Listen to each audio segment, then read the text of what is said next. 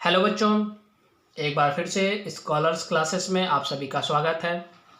पिछली वीडियो में हमने पढ़ा था रिस्पायरेशन इन ह्यूमन के बारे में, कैसे जो है ह्यूमन के अंदर रिस्पायरेशन प्रोसेस होता है, जिसमें हमने जो है रिस्पायरेटरी ट्रैक के बारे में पढ़ा था और लंग्स के बारे में पढ़ा था। आज हम लोग पढ़ेंगे कि कैसे जो है रिस्पायरेशन प्रोसेस ह्यूमन में होता है या ह्यूमन का लंग्स कैसे जो है इन्वॉल्व होता है इस रिस्पायरेशन प्रोसेस में। तो देखिए, अगर हम बात करते हैं मैकेनिज्म की, तो जो रिस्पायरेशन का जो मैकेनिज्म है ह्यूमन के अंदर, वो 2 स्टेप में कंप्लीट होता है। ये 2 स्टेप में कंप्लीट होता है। फर्स्ट स्टेप जो होता है उसको हम कहते हैं क्या? इनहेलेशन। इनहेलेशन। और सेकेंड स्टेप जो होता है उसको हम कहते हैं क्या? एक्सहेलेशन। इनहेलेशन को एक और नाम दिया जाता है, इसको हम इंस्पायरेशन भी कहते हैं। इंस्पायरेशन। और एक्सहेलेशन को हम एक और नाम देते हैं, इसको हम एक्सपायरेशन भी कहते हैं। तो देखिएगा, हम कह सकते हैं कि जो रिस्पायरेशन होता है ह्यूमन के अंदर वो 2 स्टेप में कंप्लीट होता है। इसका मैकेनिज्म फर्स्ट जो होता है जिसको हम कहते हैं इनहेलेशन या इंस्पायरेशन, सेकेंड जो होता है उसको हम कहते हैं एक्सहेलेशन या एक्सपायरेशन। अब हम दोनों को देखेंगे एक एक करके, कैसे ये इनहेलेशन होता है, कैसे वो ये एक्सहेलेशन होता है।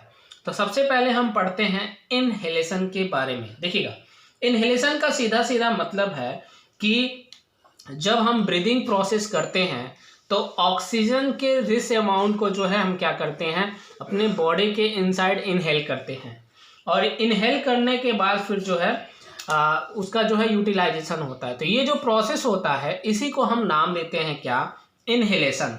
तो हम सीधा सीधा जो है इसको हम कह सकते हैं इनहेलेशन है क्या? टू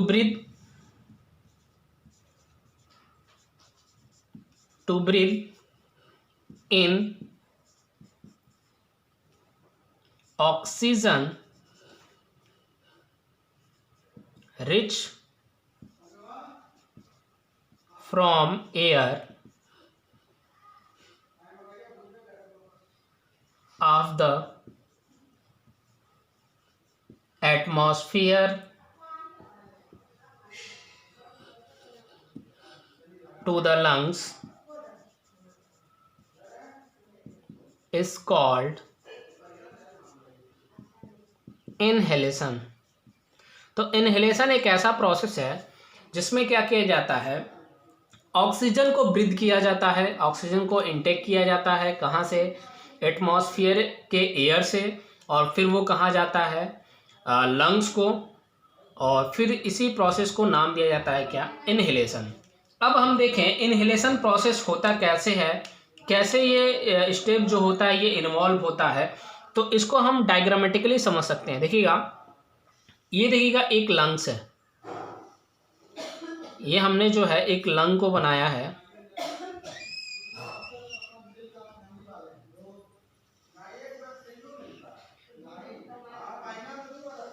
देखिएगा, ये जो है एक तरह का लंग है, और इस लंग में अगर हम देखें तो लंग्स जो होता है ये चारों तरफ से कवर्ड होता है, ये कुछ इस तरह से।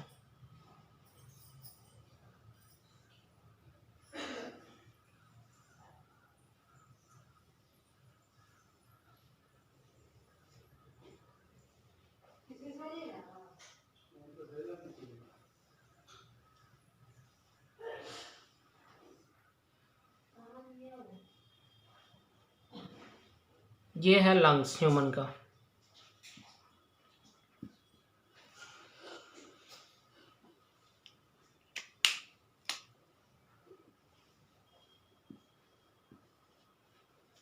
देखिए, लंग्स जो होता है वो नीचे से जो है कवर्ड होता है डायफ्राम के थ्रू।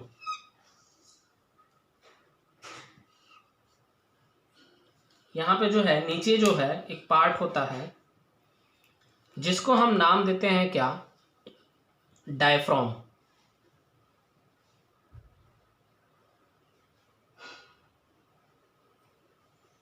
ये वाला पार्ट देखिएगा। अब इस कंडीशन में होता क्या है, देखिएगा हमारा जो लंग्स उसमें कौन कौन से पार्ट होते हैं, इसको हम कहते हैं रिब। और इस आउटर साइड में जो होते हैं रिब के मसल्स प्रेजेंट होते हैं, ये वाले पार्ट।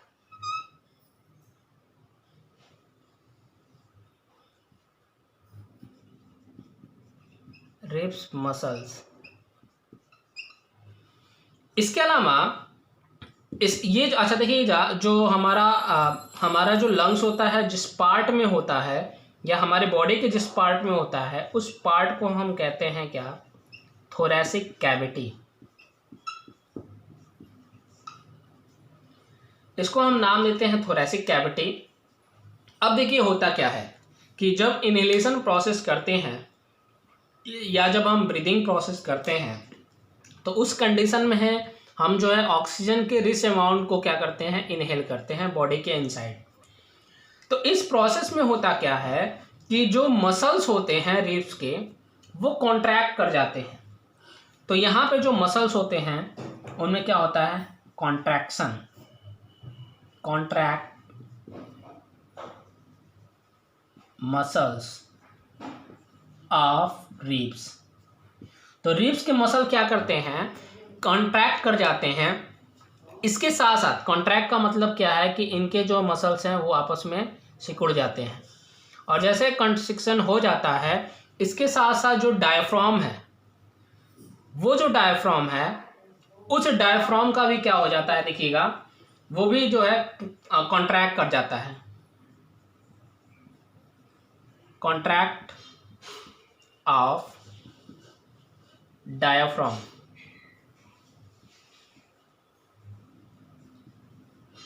तो डायफ्राम का भी क्या हो जाता है, कंस्ट्रिक्शन हो जाता है, वो नीचे की तरफ कॉन्ट्रैक्ट कर जाता है। तो देखिएगा जैसे रिब्स कॉन्ट्रैक्ट करते हैं इसके साथ जैसे डायफ्राम कॉन्ट्रैक्ट करता है, तो ये जो थोरैसिक कैविटी जो होता है इसका जो वॉल्यूम होता है, तो हम ऐसा कह सकते हैं द वॉल्यूम ऑफ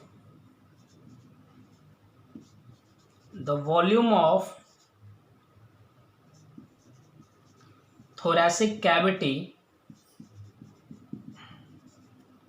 increases। तो जैसे ही रिब्स मसल्स और डायफ्राम जो है वो कॉन्ट्रैक्ट करते हैं तो जो थोरैसिक कैविटी का जो वॉल्यूम होता है वो इंक्रीज कर जाता है। और इंक्रीज करने के बाद लंग्स के अंदर जो एल्वोलाई होता है उसके अंदर जो प्रेशर होता है, या हम कह सकते हैं लंग्स के अंदर जो प्रेशर होता है वो प्रेशर क्या कर जाता है, वो प्रेशर डिक्रीज कर जाता है। तो हम ऐसे कह सकते हैं decreases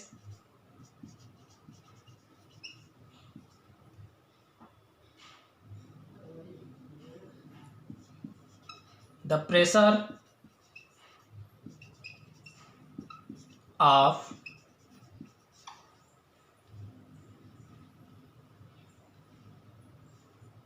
air pressure of lungs. तो देखिए फिर से क्या होता है, देखिए जैसे ही इनहेलेशन प्रोसेस होता है तो इनहेलेशन प्रोसेस होता कैसे है, तो इसमें जो रिब्स के मसल्स होते हैं, रिब्स के मसल्स क्या करते हैं, आपस में कांटेक्ट कर जाते हैं। जैसे ही वो कांटेक्ट करते हैं तो उसका वॉल्यूम बढ़ता है। इसके साथ साथ जो डायफ्राम है, डायफ्राम पहले यहाँ होता है और जैसे ही वो क्या करता है, वो जैसे पहले फर्स्ट जो है ये यहाँ होते हैं और जैसे ही क्या होता है इसमें कॉन्ट्रैक्शन होता है, जैसे वो कॉन्ट्रैक्ट करते हैं तो उस कंडीशन में इसका वॉल्यूम इंक्रीज कर जाता है। और जैसे इनका वॉल्यूम इंक्रीज करता है तो इनके अंदर जो प्रेशर होता है वो क्या हो जाता है, कम हो जाता है।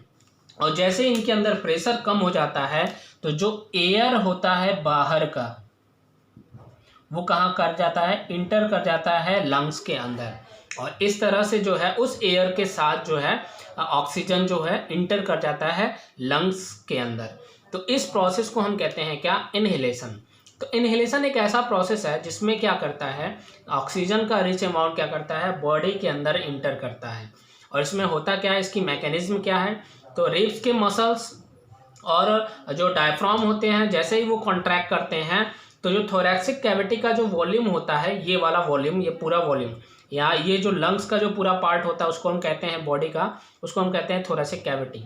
तो जैसे ही कॉन्टैक्ट करते हैं तो लंग ये जो है ये इसका वॉल्यूम जो है इंक्रीज कर जाता है, और जैसे वॉल्यूम इंक्रीज करेगा तो उसके अंदर प्रेशर कम हो जाएगा, और जैसे ही प्रेशर कम होगा तो वो एटमॉस्फेयर से एयर जो होता है वो क्या कर जाता है, इंटर कर जाता है।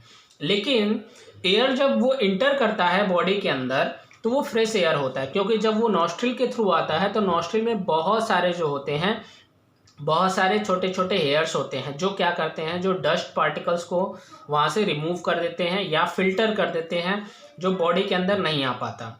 फिर जैसे ही वो लंग्स के अंदर एयर आता है इनहेलेशन प्रोसेस के थ्रू, फिर वो जाता है लंग्स के ब्रॉन्ची में, और फिर ब्रॉन्ची से ब्रॉन्चियोल्स में, जो हमने पिछली वीडियो में बताया था लंग्स के अंदर कौन कौन से पार्ट होते हैं। और ब्रॉन्चियोल्स के फिर बाद क्या करता है, फिर ये जाता है किसके अंदर, देखिएगा एल्वोलर डक्ट, फिर एल्वोलर डक्ट से फिर ये जाता है एल्वोलाई के अंदर। और जैसे ही एल्वोलाई के अंदर जैसे हम देख लेते हैं, ये देखिएगा एल्वोलाई जो होता है एक सैक होता है, इसको हम एयर सैक भी कहते हैं, ये इसके अंदर प्रेजेंट होते हैं। तो जैसे ही इसके अंदर जो है ऑक्सीजन इंटर कर जाता है बाहर से, इसके साथ साथ ये एयर सैक या जिसको हम एल्वोलाई कहते हैं, एल्वोलाई, ये क्या करता है, ये एयर सैक के अंदर जैसे ही ऑक्सीजन इंटर करता है तो ये जो है एयर सैक जुड़ा होता है किससे, ब्लड वेसल से। ये अब फिर ये जाते हैं ब्लड वेसल से जुड़े होते हैं, और ये ब्लड वेसल जुड़े होते हैं किससे, सेल्स से। तो जैसे ही ऑक्सीजन इंटर करता है एल्वोलाई के अंदर, फिर वो जाता है ब्लड वेसल्स के अंदर, और फिर वो ब्लड वेसल्स से कहाँ जाता है, सेल्स के अंदर। और सेल्स में ऑक्सीजन की कमी होती है और CO2 इसके अंदर बहुत ज़्यादा होता है। अब क्या होता है, अच्छा इसके अलावा इस ब्लड के अंदर भी ऑक्सीजन का अमाउंट कम है, CO2 का अमाउंट ज़्यादा है। CO2 का अमाउंट ज़्यादा होता है, ऑक्सीजन का अमाउंट कम होता है। तो वो ऑक्सीजन क्या करता है, डिफ्यूज़न प्रोसेस करता है। डिफ्यूज़न प्रोसेस क्या होता है कि डिफ्यूज़न एक ऐसा प्रोसेस है जिसमें कोई मटेरियल, चाहे वो लिक्विड हो, चाहे वो गैस हो, चाहे वो कोई सेमी सॉलिड मटेरियल हो, तो वो किसी हायर कंसंट्रेशन से किसी लोअर कंसंट्रेशन की तरफ मूव करते हैं। तो ऑक्सीजन का अमाउंट एल्वोलाई के अंदर बहुत ज़्यादा होता है जब इनहेलेशन प्रोसेस करते हैं। उस कंडीशन में ये डिफ्यूज़न करता है और ये ब्लड में जाता है, और फिर वो ब्लड से कहाँ जाता है, सेल्स में जाता है डिफ्यूज़न प्रोसेस के थ्रू। इसके अपोजिट CO2 का कंसंट्रेशन जो होता है सेल्स के अंदर बहुत ज़्यादा होता है, फिर यहाँ से डिफ्यूज़न प्रोसेस होता है, तो फिर वो CO2 आता है ब्लड में, फिर वो ब्लड से आता है कहाँ पे, इस एल्वोलाई में, और एल्वोलाई में आके वो क्या हो जाता है, कलेक्ट हो जाता है। फिर जैसे इनहेलेशन प्रोसेस हो जाता है तो फिर उसके बाद सेकेंड स्टेप होता है जिसको हम कहते हैं क्या, एक्सहेलेशन। अब देखिए अगर हम बात करते हैं एक्सहेलेशन की, एक्सहेलेशन प्रोसेस कैसे होता है, तो इस कंडीशन में देखिएगा कैसे एक्सहेलेशन प्रोसेस होता है। तो इस कंडीशन में जो CO2 होता है बॉडी के अंदर, जो CO2 है बॉडी के अंदर, वो क्या करता है, ब्रीदिंग के थ्रू या एक्सपायरेशन के थ्रू बॉडी के बाहर रिलीज हो जाता है। तो कैसे, इसका मैकेनिज्म क्या है, तो देखिएगा हमने देखा क्या कि जो रिब्स होते हैं लंग्स के ऊपर जो है, एक हम कह सकते हैं एक प्रोटेक्टिव पार्ट होता है जिसको हम रिब्स कहते हैं। तो एक साइड में 24 रिब्स प्रेजेंट होते हैं, और रिब्स के जो मसल्स होते हैं, मसल्स ऑफ रिब्स, तो इस प्रोसेस में होता क्या है कि रिब्स के जो मसल्स होते हैं वो रिलैक्स कर जाते हैं।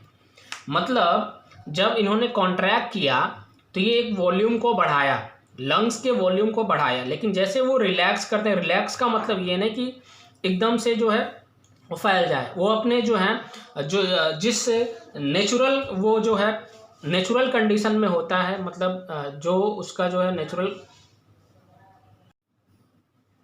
तो जो रिब्स के मसल्स होते हैं वो रिब्स के मसल क्या करते हैं, वो रिलैक्स कर जाते हैं और अपने ओरिजिनल शेप में आ जाते हैं।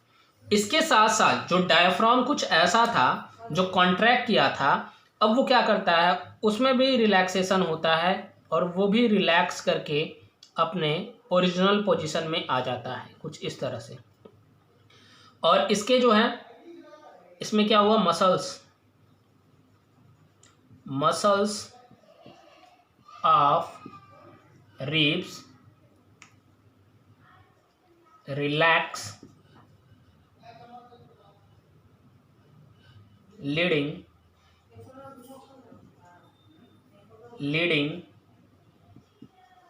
the thoracic cavity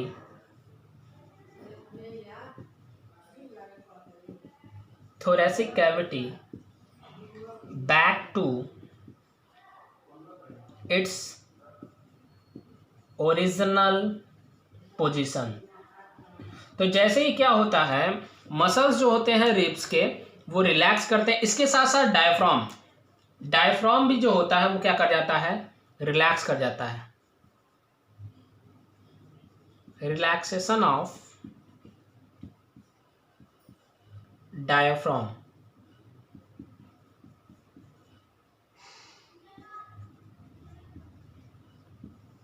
तो देखिएगा, जैसे ही रिलैक्सेशन ऑफ डायफ्राम होता है, उस कंडीशन में रिलैक्सेशन ऑफ डायफ्राम और रिलैक्सेशन ऑफ मसल्स, तो जैसे ही मसल्स रिब्स के रिलैक्स करते हैं, डायफ्राम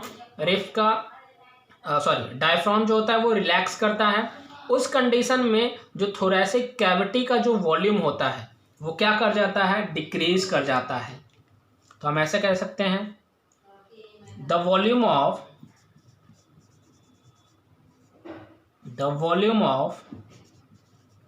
thoracic cavity decreases। और इसके साथ साथ अगर हम बात करें, जैसे ही वॉल्यूम डिक्रीज करता है तो जो प्रेशर है, देखिएगा अगर हम देखें कि इसके अंदर जैसे ही बॉडी वो फैला, तब क्या हुआ, इसके अंदर का जो प्रेशर जो था वो क्या किया, वो डिक्रीज कर गया। लेकिन जैसे ही वो वॉल्यूम जो है डिक्रीज करेगा तो इसके अंदर स्पेस कम होगा, जिसके वजह से जो प्रेशर होगा, इसके अंदर जो एयर प्रेशर है वो क्या होगा, बहुत ज़्यादा होगा। तो इस कंडीशन में क्या होता है,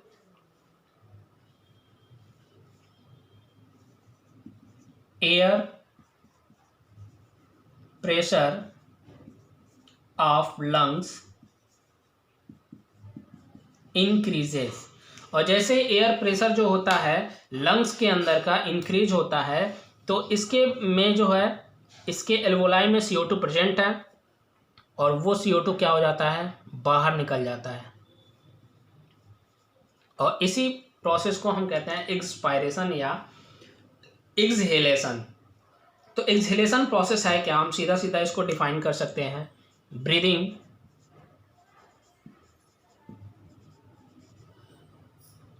out CO2 from the lungs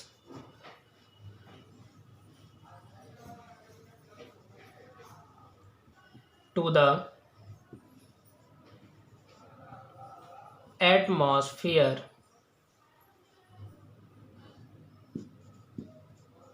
is known as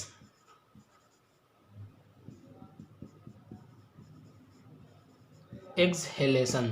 तो एक्सहेलेशन एक ऐसा प्रोसेस है जिसमें हम CO2 को जो है लंग से क्या करते हैं, एटमॉस्फेयर में रिलीज करते हैं।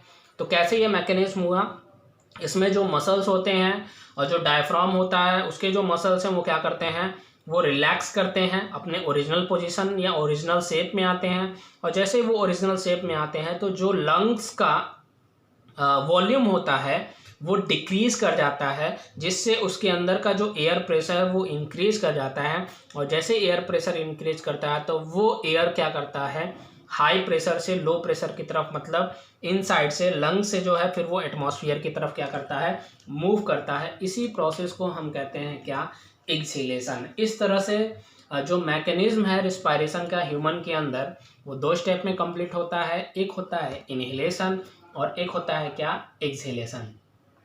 अब अगर हम बात करें इस ब्रीदिंग प्रोसेस की, जो हमने ब्रीदिंग प्रोसेस किया है या इनहेलेशन और एक्सहेलेशन प्रोसेस जो हम करते हैं, वो जो प्रोसेस है वो एक तरह का इनवॉलेंटरी जो है इनवॉलेंटरी फिनोमिनन होता है।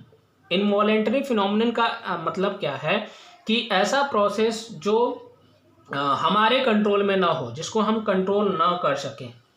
ये जो होता है ये हमारे बॉडी जो है, हमारे बॉडी वो खुद नेचुरली जो है वो चलता रहता है।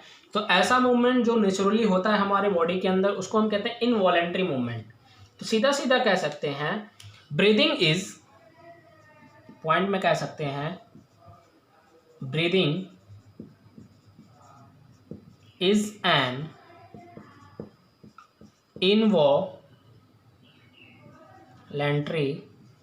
Involuntary movement.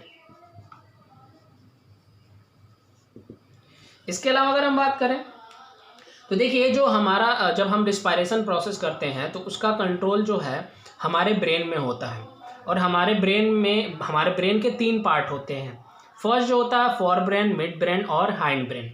तो जो मिड ब्रेन है, उस मिड ब्रेन में एक पार्ट होता है जिसको हम कहते हैं मेडुला ओब्लोंगेटा।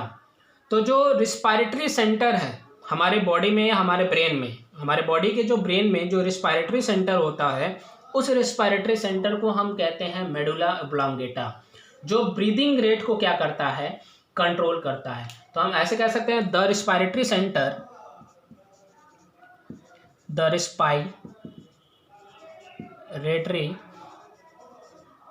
सेंटर इन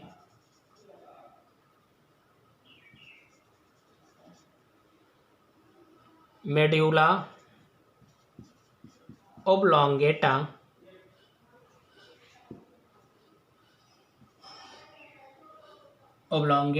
controls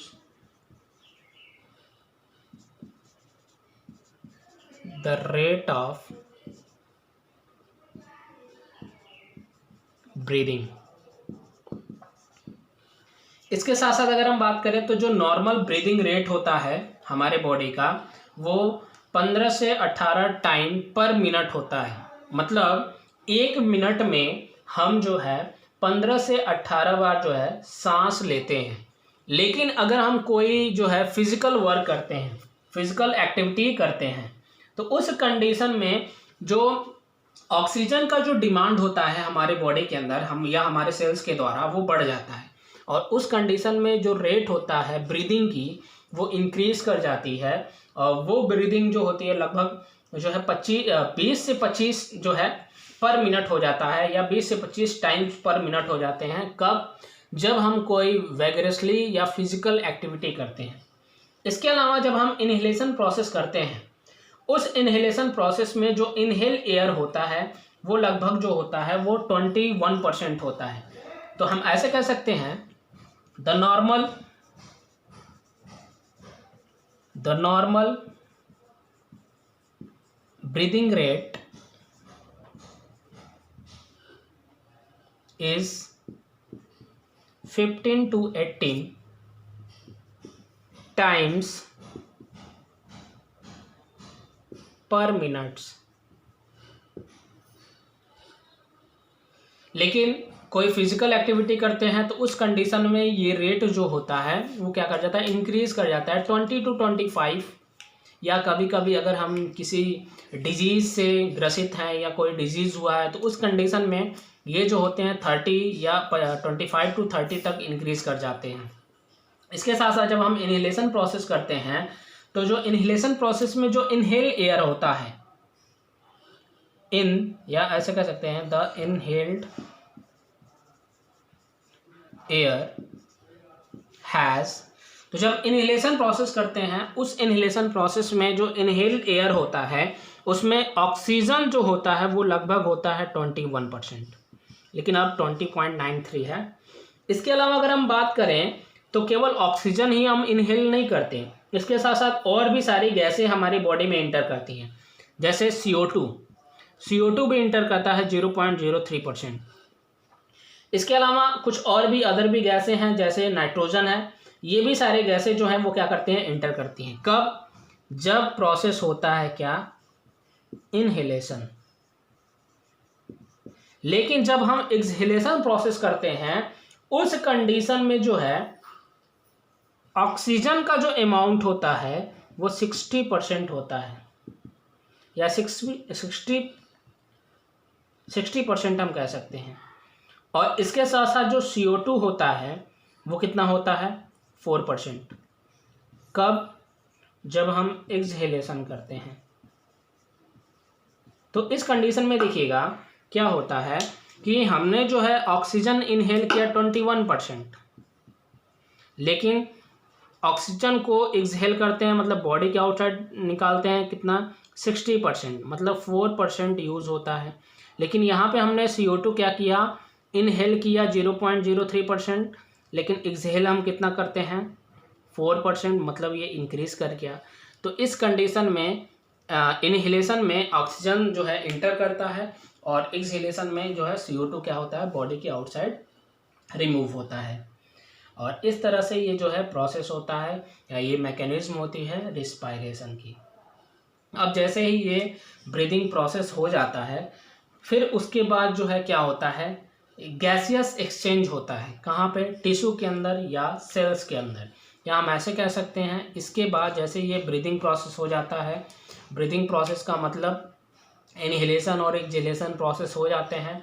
उसके बाद होता है सेलुलर रिस्पायरेशन, और उस सेलुलर रिस्पायरेशन में क्या होता है देखिएगा कैसे ये जो ऑक्सीजन है वो उस एल्वोलाई से या लंग के एल्वोलाई से कैसे वो सेल्स तक मूव करता है। तो नेक्स्ट हम देखते हैं गैसियस एक्सचेंज इन टिश्यू।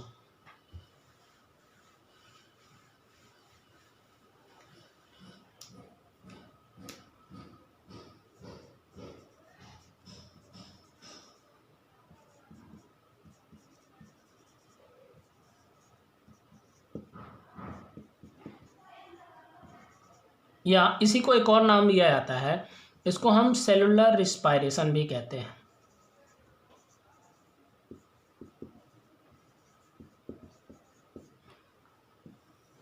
तो देखिएगा इसको हम बहुत आसानी समझ सकते हैं। जैसे हम सपोज करते हैं ये लंग्स है, देखिए इस लंग्स के अंदर प्रेजेंट है क्या, इसके अंदर एल्वोलाई है, और इस एल्वोलाई के अंदर हमने क्या किया देखिएगा, हमने O2 को क्या किया इनहेलेशन किया।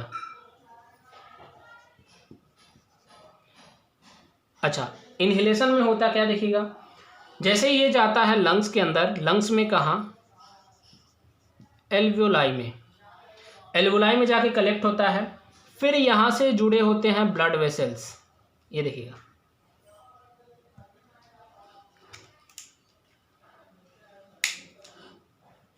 ये हम देख लेते हैं, ये है एक तरह का हमारे बॉडी में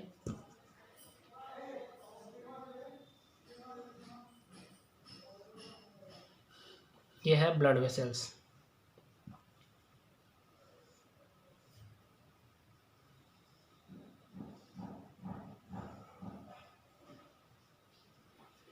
तो इसमें होता क्या है, ये जो ब्लड होता है,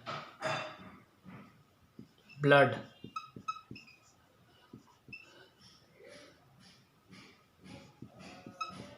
रिसीवर O2। अच्छा, ब्लड में जो होते हैं एक पार्ट होता है हीमोग्लोबिन,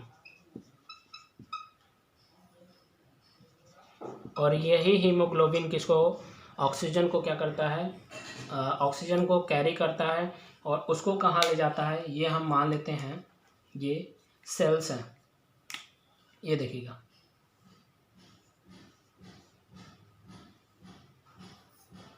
ये बॉडी के सेल्स।